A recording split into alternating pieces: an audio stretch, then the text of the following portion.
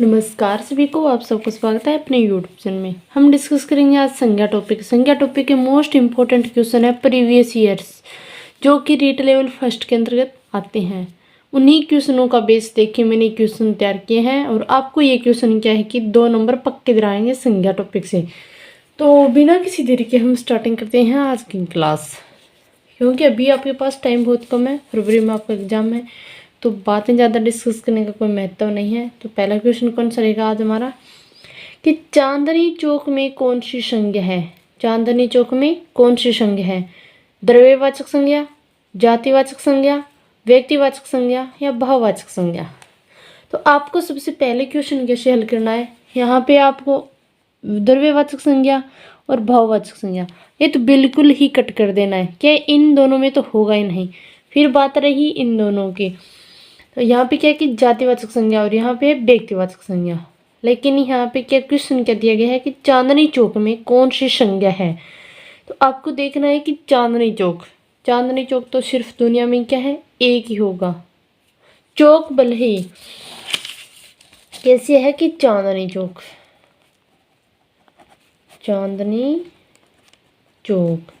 यहाँ पे क्या है कि चांदनी चौक एक विशेष चौक की बात की जा रही है, न कि सीधे चौक की। अगर सीधा चौक पूछा जाता कि चौक में कौन सी संज्ञा है, तो चौक एक जाति हो जाती। चौक क्या हो जाती? एक जाति, क्योंकि चौक तो बहुत होते हैं। चांदनी चौक हो गया, भगत सिंह चौक हो गया, गांधी चौक हो गया, सतनाम चौक हो गया, ऐसे बहुत से चौक होते हैं, उनके नाम होते हैं। लेकिन यहाँ पे क्या पूछा गया है, सिर्फ ओनली एक चांदनी चौक की बात की गई है, एक की बात की गई है। तो एक की बात किस में की जाती है? व्यक्तिवाचक संज्ञा में।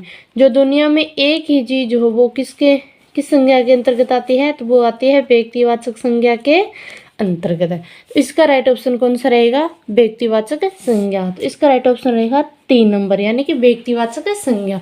लेकिन सीधी चौक की बात होती नहीं, तो जातिवाचक संज्ञा आती, यानी कि चौक में कौन सी संज्ञा है तो वो किस में आती? जातिवाचक संज्ञा में आती। क्योंकि जातिवाचक संज्ञा है वो एक समूह का बोध कराती है, एक जाति का बोध कराती है। नेक्स्ट क्वेश्चन कौन सा है हमारा कि किस विकल्प के सभी शब्द भाववाचक संज्ञा है। भाववाचक संज्ञा है, इसका आंसर करने से पहले हम इसको थोड़ी सी जान लेते हैं। भाववाचक संज्ञा कौन सी होती है? भाववाचक संज्ञा सिर्फ वही होती है जिन्हें हम क्या है, महसूस कर सकते हैं, जिन्हें हम मानो कि ना तो हाथ लगा सकते ना छू सकते, तो वो कौन सी होगी? हमारी भाववाचक संज्ञा होती है। सिर्फ उन्हें हम महसूस कर सकते हैं। जैसे कि अगर कोई किसी से प्रेम करता है तो हम महसूस कर सकते हैं भी कितना करता है। ये तो नहीं बता सकते भी 2 किलो करता है, 4 किलो करता है, ये तो नहीं कह सकते प्रेम करता है। कोई किसी से ईर्ष्या करता है, घृणा करता है, वो किसी इंसान में क्या कि आलस्य बहुत ज़्यादा है, या कोई हम कहते हैं ये मेहनती बहुत है, तो ऐसे शब्द आपको कहीं पर दिखे ना तो वो किस में आएंगे? भाववाचक संज्ञा के अंतर्गत आएंगे। तो किसका है इसका राइट ऑप्शन कौन सा रहेगा? सौंदर्य, अपनापन, निपुण, बालक, प्रीति, अनेकता, ईर्ष्या, बचपन, नैतिकता, पशुता, पुस्तक, शौर्य। इसका राइट ऑप्शन कौन सा रहेगा? 3 नंबर, यानी कि ईर्ष्या है। ईर्ष्या अगर मान लो कोई व्यक्ति किसी से करता है तो सिर्फ हम ये कह सकते हैं कि वो उससे ईर्ष्या करता है, घृणा करता है। लेकिन इसमें हम ये तो नहीं कह सकते भी 2 किलो करता है, 4 किलो करता है। तो यही बात है कि सिर्फ हम महसूस करें, वो क्या होगा? हमारा भाव होगा। तो इसका आंसर कौन सा होगा? 3 नंबर। फिर नेक्स्ट क्वेश्चन है कि किस विकल्प में सर्वनाम से बनी भाववाचक संज्ञा है। किस नाम से? सर्वनाम से बनी भाववाचक संज्ञा है, तो वो कौन सा होगा? ममता। में से जातिवाचक संज्ञा से भाववाचक संज्ञा का सही उदाहरण है दानव, दानवता, सर्व, सर्वस्व, चतुर, चतुराई, गाना, गान। तो इसका राइट ऑप्शन कौन सा रहेगा? 1 नंबर। 1 नंबर क्यों रहेगा? सबसे पहले हम देखिए कि 1 नंबर ही ऑप्शन इसका राइट ऑप्शन क्यों रहेगा। तो दानव क्या है? एक जाति है। दानव क्या है? एक जाति है। दानव से क्या बना है यहाँ पे? दानवता। क्या बना है? दानवता।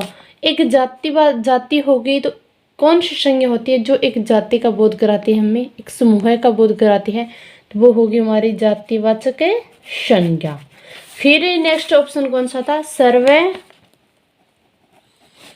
सर्वस्व, सर्वे सर्वस्व। ये भी क्या है? एक मान लो कि जातिवाचक संज्ञा है, लेकिन ये कौन सी जातिवाचक संज्ञा है वो देखेंगे। ये है हमारी सर्वनाम से बनी हुई जातिवाचक संज्ञा। किस नाम से बनी हुई है? सर्वनाम से। सर्वनाम से भाववाचक संज्ञा बनी है। फिर नेक्स्ट ऑप्शन है कि चतुर। चतुर से क्या बना है? चतुराई। यहाँ पे क्या है? आई। यहाँ पे लगा है आई विशेषण। तो ये किससे बनी है भाववाचक संज्ञा? ये बनी है विशेषण से। फिर नेक्स्ट ऑप्शन है 4 नंबर, यानी कि गाना, गान। ये किससे बनी है हमारी भाववाचक संज्ञा? ये बनी है क्रिया से।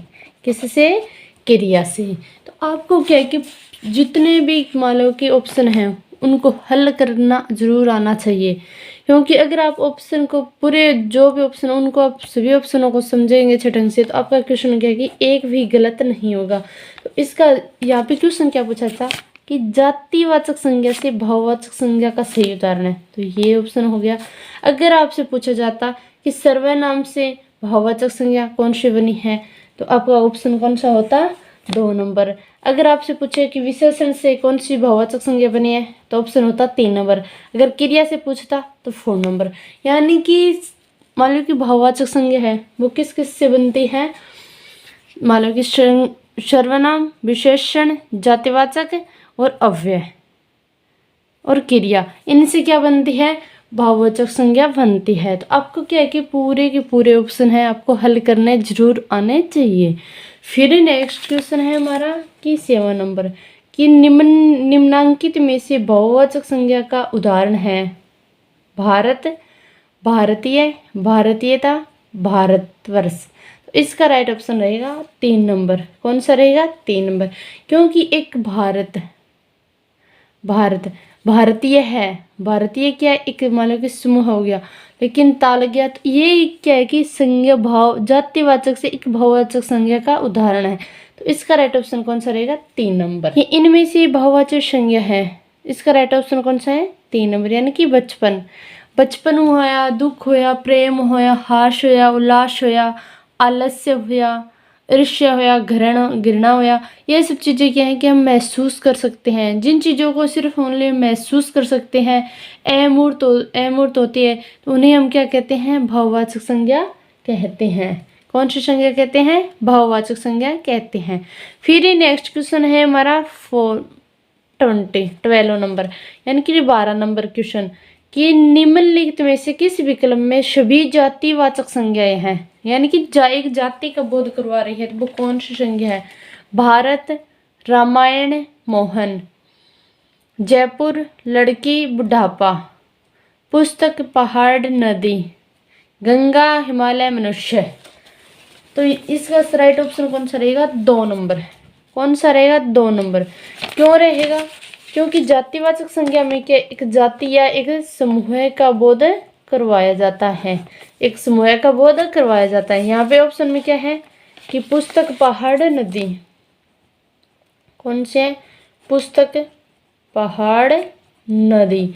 यहाँ पे क्या है कि पुस्तक है, पुस्तक तो रामायण भी हो सकती है, महाभारत भी हो सकती है, गीता और बाइबल भी हो सकती है। अगर ऑप्शन में बोध ये हो, वो तो क्या है दुनिया में सिर्फ ओनली एक ही है। यहाँ पे क्या कि पुस्तक है, पुस्तक तो एक मतलब बहुत ज़्यादा होती है, अनेक पुस्तकें होती हैं। पहाड़ है, पहाड़ क्या एक जाति का ही बोध करवा दिया, पहाड़ के तो और भी पहाड़ हो सकते हैं, अन्य भी पहाड़ है। और यहाँ पे है कि नदी, तो नदी क्या एक जाति का बोध करवाया। लेकिन अगर यहीं पे क्या पूछता आपसे कि गंगा में कौन सी मतलब संज्ञा है, वहाँ पे आता आपका व्यक्तिवाचक संज्ञा, क्योंकि गंगा दुनिया में एक ही है। लेकिन यहाँ पे क्या कि पुस्तक है तो अनेक पुस्तकें हैं, पहाड़ है तो अनेक पहाड़ है, नदी है तो अनेक नदी है। क्योंकि जातिवाचक संज्ञा और व्यक्तिवाचक संज्ञा में क्या डिफरेंस होता है? अगर मान लो किसी के आगे एक लगे तो वो कौन सी होगी? व्यक्तिवाचक संज्ञा। कौन सी होगी? व्यक्तिवाचक संज्ञा। यानी कि दुनिया में सिर्फ ओनली एक ही हो तो वो कौन सी होगी? व्यक्तिवाचक संज्ञा। अगर एक की जगह अनेक आ जाए तो वो कौन सी होगी? जातिवाचक संज्ञा। आपको सबसे पहले क्वेश्चन अगर आप करो ना तो ये चीज़ लगाना कि दुनिया में सिर्फ एक चीज़ है तो वो किस में आएगी, व्यक्तिवाचक में। अनेक चीज है, एक जाति या समूह का बोध करवा रही है तो वो किस में आएगी, जातिवाचक संज्ञा में। कार्य की भाववाचक संज्ञा है अकार्यता, कार्यता, अकार्यपन, कार्यता। तो इसका कौन सा ऑप्शन होगा, भाववाचक संज्ञा यानी कि कार्यता। किसका होगा, 4 नंबर ऑप्शन होगा कार्यता। फिर नेक्स्ट क्वेश्चन है कि व्यक्तिवाचक संज्ञा कौन सी है, नदी, गाय, गंगा, आम। तो यहाँ पे ऑप्शन होगा 3 नंबर, क्योंकि गंगा क्या है, सिर्फ ओनली एक ही है। यहाँ पे नदी ऑप्शन है, यह है जातिवाचक संज्ञा। गाय है वो भी है जातिवाचक संज्ञा। आम है वो भी क्या है, जातिवाचक संज्ञा। क्योंकि नदी क्या है, गंगा यमुना सरस्वती वो क्या है, नदी है, वो एक है दुनिया में। लेकिन गाय यहाँ पे क्या है, गाय एक जाति का बोध करवा रही है। लेकिन गाय के भी और नस्लें होती है, राठी हुई, साहिवाल होगी और अन्य भी, मतलब कि एचएफ होगी। ये क्या है कि इसकी नस्लें होती हैं। तो ये क्या एक जाति का बोध करा रही है। यहाँ पे क्या है, आम, आम की भी तो क्या है और वैरायटी होती है, सिरोली आम हो गए, दूसरे कोई और आम हो गए। तो यहाँ पे क्या है, सिर्फ ये तीनों तो क्या है एक जाति का बोध करवा रहे हैं कि आम अनेक होते हैं, गाय की और अनेक नस्लें होती हैं, और नदी है वो भी अनेक होती है। लेकिन यहाँ पे गंगा क्या है, गंगा सिर्फ क्या है, एक ही है। गंगा दुनिया में क्या है, एक ही है।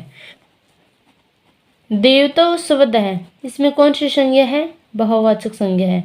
भाववाचक संज्ञा क्यों है कि मतलब कि जिस संज्ञा के अंत में प्रत्यय जुड़ जाता है तो वो कौन सी संज्ञा होती है, भाववाचक संज्ञा होती है। तो यहाँ पे क्या है कि देव शब्द के अंत में प्रत्यय जुड़ा हुआ है तो वो कौन सी संज्ञा होगी, भाववाचक संज्ञा होगी। फिर नेक्स्ट क्वेश्चन करते हैं कि जातिवाचक संज्ञा कौन सी है। जातिवाचक संज्ञा कौन सी है, बनारस, यमुना, गुजरात और स्त्री। इस यहाँ पे 1 नंबर ऑप्शन होगा, क्योंकि यहाँ पे एक स्त्री जाति का बोध करवाया जा रहा है। यहाँ पे क्या, एक स्त्री जाति का बोध करवाया जा रहा है। लेकिन बनारस एक ही है दुनिया में, यमुना एक ही है, गुजरात एक ही है।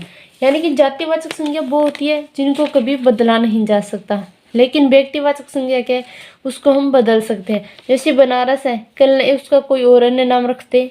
यमुना है, अगर लुप्त तो हो गई तो इसका और अन्य नाम लिखते हैं। गुजरात है तो गुजरात का भी हम अन्य नाम लिख सकते, नाम को बदल सकते हैं। लेकिन यहाँ पे क्या कि एक स्त्री जाति है, इसको हम नहीं बदल सकते। तो जातिवाचक संज्ञा को कभी बदला नहीं जाता है। और यहाँ पे ऑप्शन कौन सा होगा, 1 नंबर होगा, क्योंकि यहाँ एक स्त्री जाति का बोध करवाया जा रहा है। फिर नेक्स्ट क्वेश्चन है हमारा कि बाजार शब्द में किस संज्ञा का बोध होता है। बाजार शब्द में किस संज्ञा का बोध होता है, भाववाचक संज्ञा का, समूहवाचक संज्ञा का, जातिवाचक संज्ञा का या व्यक्तिवाचक संज्ञा का। तो इसका राइट ऑप्शन होगा समूहवाचक संज्ञा। कौन सा होगा, समूहवाचक संज्ञा। अगर ऑप्शन में समूहवाचक संज्ञा ना हो तो कौन सा होगा, समूहवाचक संज्ञा मतलब कि ऑप्शन में ना दिया हो तो वहां पे कौन सा होगा, जातिवाचक संज्ञा होगा। कौन सा होगा, जातिवाचक संज्ञा होगा। लेकिन यहाँ पे ऑप्शन में क्या है कि समूहवाचक संज्ञा दिया गया है, तो यहाँ पे कौन सा ऑप्शन होगा, समूहवाचक संज्ञा। फिर नेक्स्ट क्वेश्चन है कि क्रिया से बनने वाली भाववाचक संज्ञा है, यानी कि क्रिया से बनने वाली भाववाचक संज्ञा कौन सी है, थकावट, बुराई, आलस्य, बुढ़ापा। तो ये कौन सी है कि थकावट, 1 नंबर होगा ऑप्शन, यानी कि थकान प्लस क्या, आवट, तो क्या बन गया, थकावट। तो ये क्या है कि क्रिया से बनने वाली भाववाचक संज्ञा है। फिर नेक्स्ट क्वेश्चन है कि कवि शब्द में कौन सी संज्ञा है, व्यक्तिवाचक संज्ञा, जातिवाचक संज्ञा, द्रव्यवाचक संज्ञा या भाववाचक संज्ञा। तो यहाँ पे क्या है कि द्रव्यवाचक संज्ञा और भाववाचक संज्ञा को तो आप ऑप्शन से ही हटा सकते हो, यहाँ पे ये दोनों तो नहीं होंगी। फिर बात रही व्यक्तिवाचक संज्ञा और जातिवाचक संज्ञा, यहाँ पे सिर्फ सीधा क्या दिया गया है, कवि दिया गया है। तो कवि क्या है, एक जाति या समूह का बोध है। कवि क्या है, एक जाति का बोध है, जातिवाचक संज्ञा है। क्यों है, क्योंकि कवि भी, और यहाँ पे सीधा कवि दिया गया है, यहाँ पे एक कवि का कोई नाम नहीं लिखा गया है कि कबीर साहब हुआ, मीराबाई हुआ, रामदेव जी हुए। रामदेव जी भी क्या है, एक कवि थे, उन्होंने बहुत सी शोध लिखे हैं, या रहीम हुआ। तो ये क्या है कि एक अगर रहीम जी की बात करता है कि रहीम कवि है, निम्न में से कौन सी जाति है, कौन सी संज्ञा है, तो वहाँ पे क्या है कि व्यक्तिवाचक संज्ञा होती है। लेकिन यहाँ पे सीधा कवि दिया गया है तो कौन सी होगी, एक जातिवाचक संज्ञा होगी कि कवि है उसकी जाति का बोध कराया जा रहा है। फिर बात करते हैं नेक्स्ट क्वेश्चन की कि कौन सा शब्द भाववाचक संज्ञा नहीं है। ऐसे भी क्वेश्चन पूछे जा सकते हैं कि कौन सा शब्द है वो भाववाचक संज्ञा नहीं है। स्नेह, घृणा, नित्य, सत्य। लेकिन स्नेह, अगर कोई किसी से प्यार कर रहा है तो हम उसे नहीं महसूस कर सकते। घृणा है, उसको हम देख महसूस कर सकते हैं सॉरी, लेकिन हम माप तोल नहीं कर सकते हैं। सत्य है, भी कोई कितना सत्य बोल रहा है तो इसे हम भी ये कह सकते हैं हाँ कि उसने राइट बोला, लेकिन हम ये तो नहीं बता सकते कि उसने कितने % बोला। लेकिन नित्य शब्द क्या है कि इसमें भाववाचक संज्ञा नहीं है। यहाँ इसका राइट ऑप्शन कौन सा रहेगा, 3 नंबर। फिर नेक्स्ट क्वेश्चन है कि कौन सा शब्द जातिवाचक संज्ञा है। हिमालय, गंगा, पवित्रता, नदी। तो इसका राइट ऑप्शन होगा नदी। कौन सा होगा, नदी। नदी क्यों, नदी एक जाति का बोध कराया जा रहा है। यहाँ पे गंगा है, गंगा दुनिया में एक है, लेकिन नदी कितनी है, अनेक है। यहाँ पे हिमालय क्या है, एक है, वैसे पर्वत पूछे तो अनेक है। तो इसका राइट ऑप्शन होगा 4 नंबर। इनमें से विशेषण से बना संज्ञा शब्द कौन सा है, यानी कि विशेषण से बना संज्ञा शब्द कौन सा है, तो वो देखना है हमें। यहाँ पे क्या है कि ममता, सुंदरता, वालपन, लड़कपन है। तो इसका राइट ऑप्शन होगा 2 नंबर, यानी कि सुंदरता। जैसे हम विशेषण में पढ़ते हैं जो हमें संज्ञा शब्दों की विशेषता का बोध कराए तो वो कौन होंगे विशेषण होते हैं। जैसे कि काला घोड़ा, तो यहाँ पे क्या है कि घोड़े की विशेषता बताई जा रही है। घोड़ा कैसा है, काला। यहाँ पे सुंदर भी हो सकता था कि घोड़ा कैसा है, सुंदर। तो यहाँ पे कौन सा ऑप्शन होगा कि सुंदरता है वो क्या है, एक विशेषण से बनी हुई भाववाचक संज्ञा है। तो इसका राइट ऑप्शन कौन सा होगा, यानी कि विशेषण शब्द से बनी हुई संज्ञा कौन सी होगी, सुंदरता। इनमें से सर्वनाम से बनी भाववाचक संज्ञा कौन सी है, अपनापन, परायापन, नैतिकता, समता। तो इसका राइट ऑप्शन होगा 1 नंबर। कौन सा होगा, 1 नंबर। यानी मान लो कि किसी शब्द के अंत में, कोई भी शब्द है उसके अंत में अगर तो कार, पन, सब ये शब्द लगे हुए दिखे तो वो कौन से होगी, सर्वनाम से भाववाचक संज्ञा बनती है। इन शब्दों से अगर किसी शब्द के अंत में ये शब्द लग जाए तो वो कौन सा हो गया कि सर्वनाम से बनी हुई भाववाचक संज्ञा है। तो इसका राइट ऑप्शन कौन सा रहेगा, 1 नंबर। कोयला में संज्ञा शब्द का भेद बताएं। व्यक्तिवाचक संज्ञा, समूहवाचक संज्ञा, भाववाचक संज्ञा या जातिवाचक संज्ञा। तो कोयला कौन किस संज्ञा के अंतर्गत आएगा, तो वो आएगा हमारी जातिवाचक संज्ञा में। अगर यहाँ पे जातिवाचक संज्ञा ना दिया होता, द्रव्यवाचक संज्ञा दिया होता तो आप कौन सा ऑप्शन करते, द्रव्यवाचक संज्ञा। द्रव्यवाचक संज्ञा आप ऑप्शन में क्यों करते हैं, तो ये इसका भी मैं बता देती हूँ कि सभी धातुएं, सभी गैसें, तेलीय पदार्थ, कॉफी, चाय, दूध, दही और कोयला, ये सब किस में आते हैं, द्रव्यवाचक संज्ञा में आते हैं। किस में आते हैं, द्रव्यवाचक संज्ञा में आते हैं। और द्रव्यवाचक संज्ञा है वो किसका प्रकार है, तो वो है हमारे जातिवाचक संज्ञा का। किसका प्रकार है, जातिवाचक संज्ञा का। तो अगर ऑप्शन में ये शब्द दे दिए जाए कौन से भी और पूछे कि इनमें से कौन सी मान संज्ञा है, अगर द्रव्यवाचक संज्ञा मान लें ऑप्शन में ना दिया है तो वहाँ पे कौन सी संज्ञा होगी जातिवाचक संज्ञा। तो यहीं पर भी क्या है कि जातिवाचक संज्ञा है। फिर बात करती है अगर जातिवाचक संज्ञा भी दे दिया जाए और मान लो कि द्रव्यवाचक संज्ञा भी दे दिया जाए, दोनों ऑप्शन में दे दिया जाए तो प्राथमिकता किसे देंगे, प्राथमिकता देंगे हम द्रव्यवाचक संज्ञा को। किसको देंगे, द्रव्यवाचक संज्ञा को। फिर नेक्स्ट क्वेश्चन है कि विद्वान विशेषण से बनी भाववाचक संज्ञा है। विद्वान से कौन सी बनी है, विदुषी, विधाता, विद्वता, वरदान। तो इसका राइट ऑप्शन होगा 3 नंबर, यानी कि विद्वता। फिर नेक्स्ट क्वेश्चन है कि तुम्हें धोखा नहीं देना चाहिए था। वाक्य में धोखा संज्ञा है, भाववाचक संज्ञा, समुदायवाचक संज्ञा, जातिवाचक संज्ञा या व्यक्तिवाचक संज्ञा। इसका राइट ऑप्शन होगा 1 नंबर, यानी कि भाववाचक संज्ञा। धोखा हुआ, प्रेम है, ईर्ष्या, घृणा, आलस्य, ये सब किस में आते हैं, एक भाववाचक संज्ञा में आते हैं। इसलिए इसका राइट ऑप्शन कौन सा होगा, भाववाचक संज्ञा। यानी कि हम सिर्फ इन चीज़ों को महसूस कर सकते हैं, नाप तोल नहीं कर सकते हैं। फिर ये नेक्स्ट क्वेश्चन है कि निम्न में से कौन सा शब्द संज्ञा है। इस प्रकार से भी क्वेश्चन क्या है कि रीट में पूछे जाते हैं। क्रुद्ध, क्रोधी, क्रोध, क्रोधित। तो इसका राइट ऑप्शन होगा 3 नंबर, यानी कि क्रोध क्या है, वो संज्ञा है। संज्ञा किसी कहते हैं हम, किसी व्यक्ति, वस्तु, स्थान, जाति, प्राणी, भाव, अवस्था या उनके गुण या दशा आदि नामों का हमें बोध कराए तो वो कौन क्या होती है, संज्ञा होती है।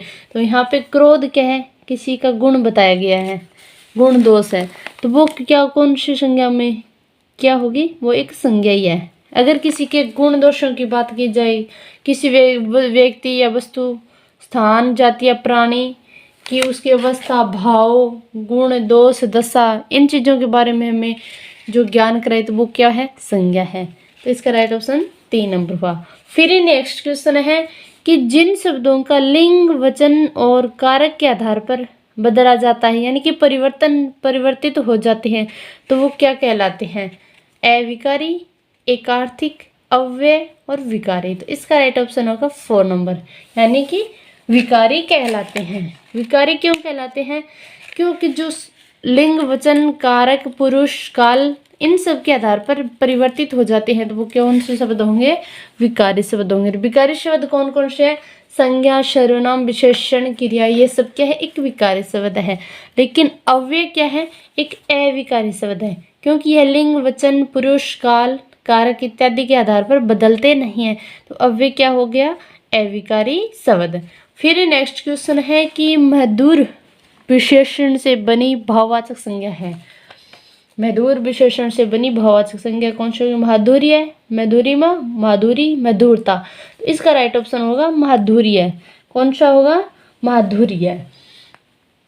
फिर नेक्स्ट क्वेश्चन है कि भारतीय सेना बहुत शक्तिशाली है, रेखांकित शब्द में संज्ञा है। भारतीय जातिवाचक संज्ञा, विशेषण, भाववाचक संज्ञा या व्यक्तिवाचक संज्ञा। यहाँ पे क्या है कि भारतीय सेना, क्या ऑप्शन में दिया गया है कि भारतीय सेना। अगर सीधा सेना होता, यहाँ पे क्या है कि भारतीय सेना का जिक्र किया गया है, तो भारतीय सेना में तो आर्मी हो गया, नेवी हो गया, अन्य भी सेना है, लेकिन यहाँ पे सीधा ही दे दिया गया है कि भारतीय सेना। अगर अब पूछता कि आर्मी सेना, नेवी सेना, अगर एक का दिया होता तो वो कौन सी होगी, व्यक्तिवाचक संज्ञा।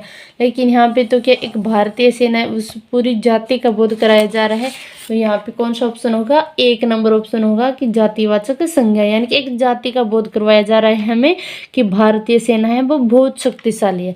न कि ऐसा पूछा गया कि आर्मी बहुत शक्तिशाली है, नेवी बहुत शक्तिशाली है, कमांडो बहुत शक्तिशाली है, लेकिन सिर्फ यहाँ पे दिया गया है कि भारतीय सेना बहुत शक्तिशाली है। फिर नेक्स्ट क्वेश्चन है कि 65 क्वेश्चन करेंगे कि जो मोस्ट इंपॉर्टेंट क्वेश्चन है और रीट लेवल फर्स्ट 2011 में आया हुआ क्वेश्चन है कि कौन सा प्रत्यय लगाने से मधुर विशेषण भाववाचक संज्ञा में परिवर्तन हो जाए, तव, ता, तम, पन। तो इसका कौन सा होगा, ता प्रत्यय लगाने से। ताव प्रत्यय लगाने से विशेषण में क्या है, भाववाचक संज्ञा बन जाती है। कौन सी संज्ञा बन जाती है, भाववाचक संज्ञा बन जाती है। फिर नेक्स्ट क्वेश्चन है कि 68 नंबर क्वेश्चन करेंगे हम। ये संज्ञा का प्रकार नहीं है, व्यक्तिवाचक संज्ञा, जातिवाचक संज्ञा, भाववाचक संज्ञा या देशवाचक संज्ञा। तो इसका राइट ऑप्शन होगा 3 नंबर, यानी कि देशवाचक संज्ञा है वो एक संज्ञा का प्रकार नहीं है। संज्ञा के सिर्फ ओनली 3 ही प्रकार है, व्यक्तिवाचक संज्ञा, जातिवाचक संज्ञा और भाववाचक संज्ञा। और जातिवाचक संज्ञा है इसके कितने प्रकार हैं, 2 प्रकार हैं, समूहवाचक संज्ञा या समुदायवाचक संज्ञा या द्रव्यवाचक संज्ञा। तो संज्ञा का देशवाचक प्रकार नहीं है। सुजन से कौन सी भाववाचक संज्ञा बनती है, सौजन्यता, साजनता, सौजन्य, सजनता। इसका राइट ऑप्शन होगा 3 नंबर। कौन सा होगा, 3 नंबर, सौजन्य। सौजन्य है वो मान लें कि भाववाचक संज्ञा कैसे बनी, किससे बनी है, तो सौजन्य है वो बनी है अव्यय से।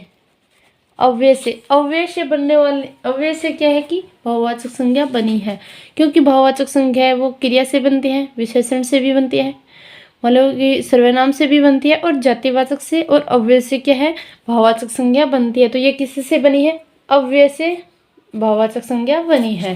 फिर नेक्स्ट क्वेश्चन है कि मानवता में कौन सी संज्ञा है, भाववाचक संज्ञा, जातिवाचक संज्ञा, द्रव्यवाचक संज्ञा या समूहवाचक संज्ञा।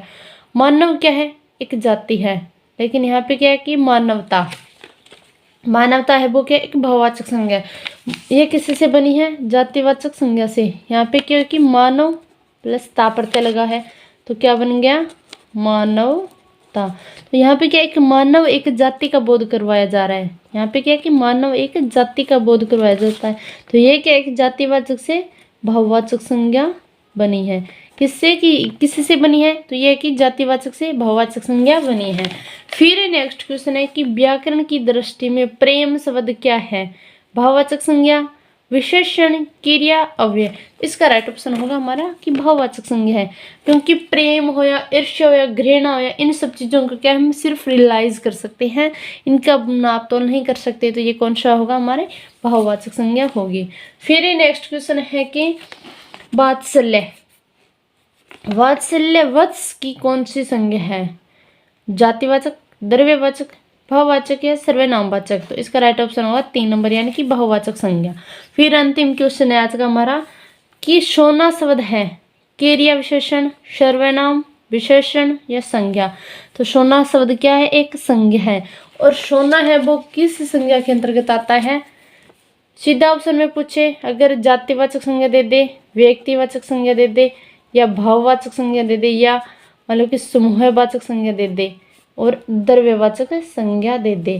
तो इनमें सबसे पहले ऑप्शन पूछे तो कौन सी संज्ञा होगी, हमारी द्रव्यवाचक संज्ञा होगी। सोना किस संज्ञा के अंतर्गत आता है, तो वो आता है द्रव्यवाचक संज्ञा के अंतर्गत। अगर ऑप्शन में द्रव्यवाचक संज्ञा ना दी हो तो कौन सी संज्ञा होगी, हमारी एक जातिवाचक संज्ञा होगी, क्योंकि सोना एक जाति का बोध करवा रहा है, वो कौन सी होगी, एक जातिवाचक संज्ञा होगी। तो आज का सेशन कैसा लगा, अभी संज्ञा से संबंधित जो भी मोस्ट इंपोर्टेंट क्वेश्चन थे, जो रीट लेवल फर्स्ट के लिए अति महत्वपूर्ण थे। आज का सेशन अगर अच्छा लगा तो वीडियो ने इतना ज़्यादा शेयर करना कि कल ही क्या कि हमारी कंप्लीट हो जाए 1000 सब्सक्राइबर। प्लीज़ जितना हो सके उतना वीडियो को ज़्यादा से ज़्यादा शेयर करना। अगर आप चैनल पर नए हो तो चैनल को जरूर सब्सक्राइब करना। धन्यवाद सभी को, राधा स्वामी। ऐसे ही नेक्स्ट सेशन में जरूर मिलेंगे नेक्स्ट टॉपिक के साथ।